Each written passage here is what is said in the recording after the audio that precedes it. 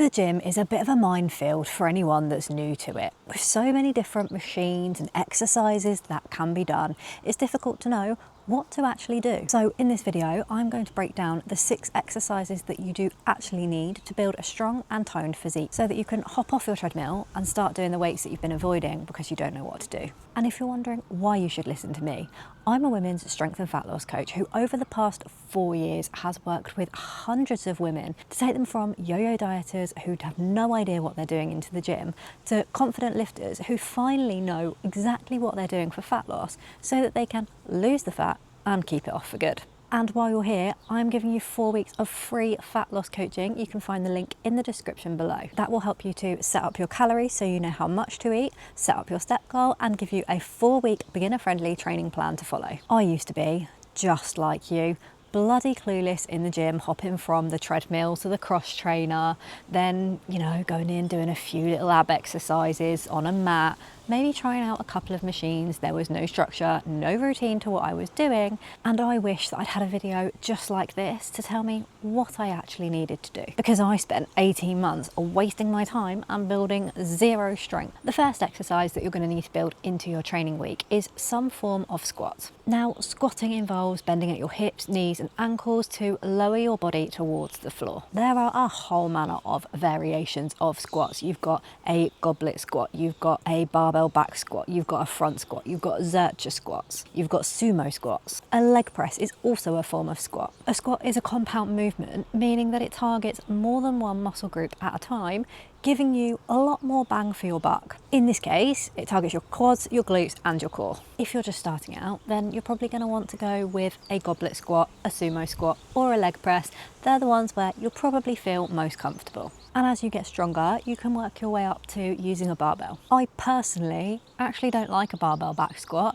I would much rather do a sumo squat or a leg press. The second exercise you're going to include in your training week is something that follows the hinge pattern and will typically target your glutes, your hamstrings and your core. A hinge movement is going to see you keeping your spine neutral whilst bending at the hips. So think about in practical everyday terms, you've got your hands full of shopping and you need to close the car door, you're going to hinge forward at the hips and push your bum back to do so. And this will be something like a glute bridge, a hip thrust, a Romanian deadlift, a good morning. As a beginner, you're likely to want to start with something like a glute bridge or a dumbbell Romanian deadlift, and you can work your way up to the others. My all-time favourite is a barbell Romanian deadlift, and I don't think that my mind will ever be changed on that one. The third exercise you're going to include in your week is a push movement. Now, this is a movement that pushes the weight away from your body. You've got 2 different kinds of push movements. You've got horizontal push and you've got vertical push. A horizontal push will be something like a dumbbell chest press,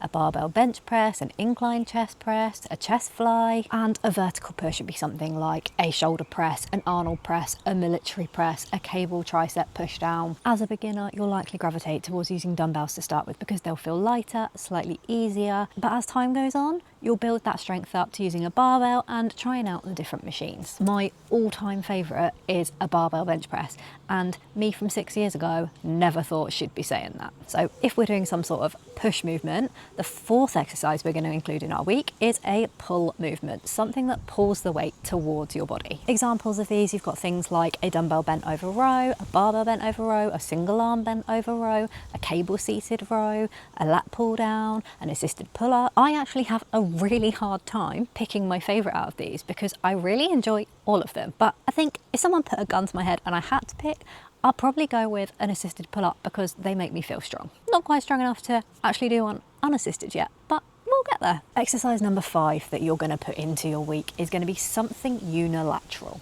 And by that, I mean something that's going to work one side at a time. And the reason that this is important is because it's going to help to even out any imbalances that you might have, which I guarantee you do, even if you're unaware of them. They will become apparent when you start and one side feels so much harder than the other. You will have one side that feels weaker than the other, and the stronger side will compensate for that weaker side when you're doing a normal movement, which is why it's important to separate them out. Unilateral work would be something like a lunge, a reverse lunge, a Bulgarian split squat, a step up, a B-stance Romanian deadlift, a single leg press or leg extension. I'm really weird on this one, and I actually really enjoy a Bulgarian split squat or an elevated reverse lunge, which I know most people hate, but I enjoy them. The more you do them, the stronger you get. So the easier they feel, and then the more you enjoy them.